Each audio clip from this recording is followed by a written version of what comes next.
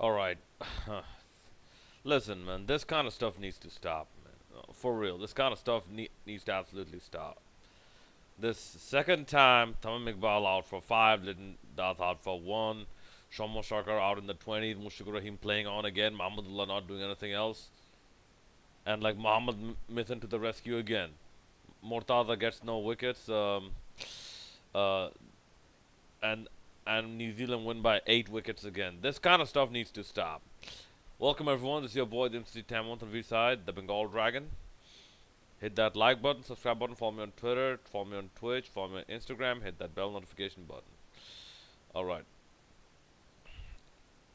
Listen, I could not watch the extended highlights because those videos have been taken down, so I had to resort to the 14-minute, approximately 14-minute version on YouTube. Usually I rely on the, it's about 40 minutes, the version I usually refer to when I have to look at highlights, because in that way I can get a better perspective on batting and bowling more than just 14 minutes, because in the 14 minutes you basically get wickets or boundary shots or milestones.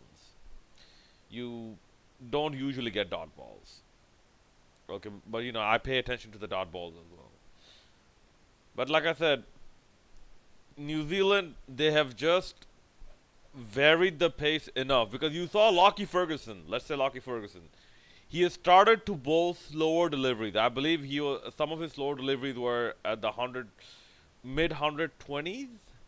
I think one of them actually caused Sabir Rahman to lose his wicket. Although he was lucky, because one point the ball hit the stumps and the bail did not fall off apparently. So,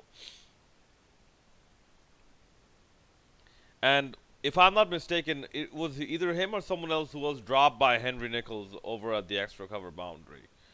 Um, the extra cover was like a deep square boundary. So despite all that, despite over 20 runs in extras, we got like 220 odd all out. Yeah, we got out of the 49.5 overs. Yeah, you know what? You know what? I'm gonna consider that like no biggie. When you have a score like 220 odd, no biggie.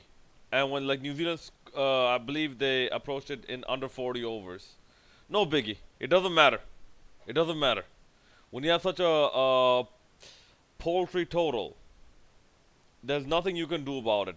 Mustafizur Rahman at least tried, with his variations and whatnot. Like you even saw him coming like way, like Abu Haider Ronnie around the wicket, wide of the crease. And speaking of which, I think Abu Haider Ronnie should have been in this team, because I believe he's more of a swing bowler. Once again, the team selection absolutely fucked up, because why is Muhammad Saifuddin playing?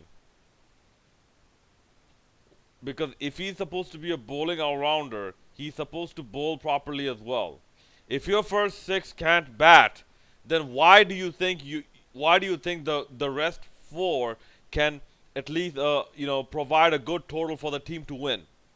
Why do you think that's going to happen if your first 6 can't do that? Excuse me. Like I said, the one shining, the slightly shining spot in the otherwise big pile of shit that was Bangladesh's performance in the first 2 ODIs is Muhammad Mithun. He managed to show you that if you have patience and if you have the right technique, you know what balls to actually attack on, you can get scores. You can score runs on this pitch. So Sabir Rahman to an extent also showed that. In terms of New Zealand's bowling,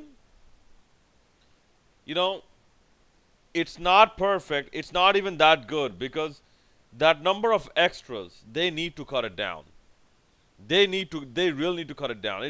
It's like some parts they have got it, very well set. Not perfectly well set, but very well set in terms of pace and variation.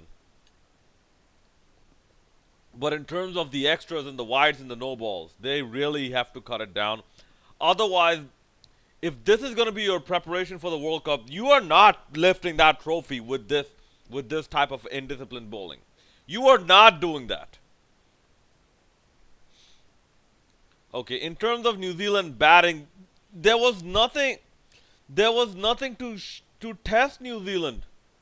There was nothing really to test New Zealand. Even the spinners, one after one bad balls, wide balls, short balls, half volleys, you name it, one after one.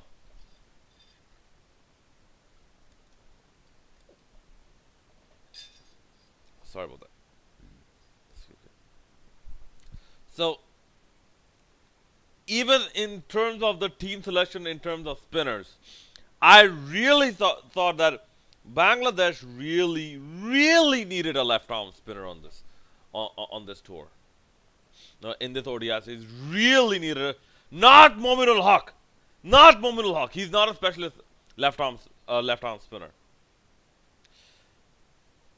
And listen, the BCB have admitted this, that their preparation was absolutely horrid shit for this series. Absolutely shit for this series.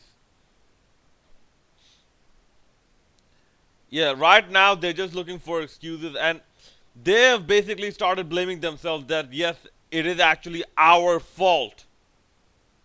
Yeah, that is not an excuse that I'm gonna let a BCB get away with, like in terms of like holding them responsible. Yes. Now, what are they going to do to rectify this mistake? Even Mashrafi Mortaza, just cause yes, I'm a big supporter of him. Just because I'm a big supporter of him and I admire the guy's guts and his determination to play on. It doesn't mean I'm gonna cut him any slack. Where the fuck is this bowling at? Where are his variations in pace and bounce? Maybe he's also one of those bowlers who can extract life as a pacer out of a spin friendly wicket. He will, and I knew this for a long time. He will.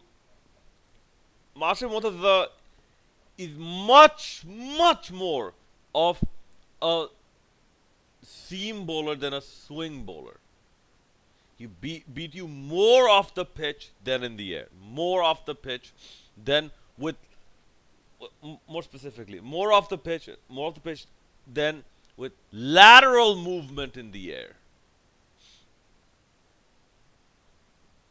Not like, not pace. He will not beat you with too much of swing. He might beat you with pace. He might beat you off the pitch more. But with swing, he will not beat you that much. That is Marshall Moses. And that's what he has to rely on right now. So, why they're not playing Rubul Hussain is absolutely beyond me.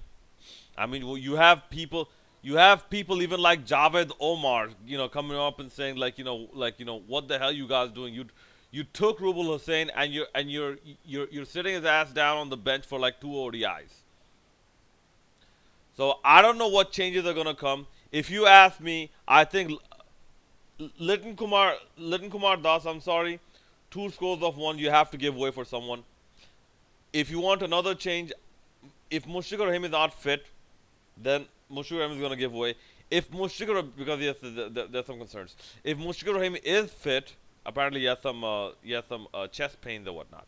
If Mushfiqur Rahim is fit, then I have a feeling Mahmudullah is going to give way, and Muhammad Saifuddin is going to give way. Who knows? Maybe other people are going to give way as well.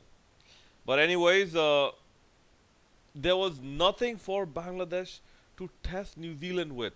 This is why the title of the video, Clueless turns to hopeless. Absolutely hopeless. Believe me, y'all, I'm expecting a 3-0 whitewash. And I'm not expecting a better outcome than an 8-wicket victory.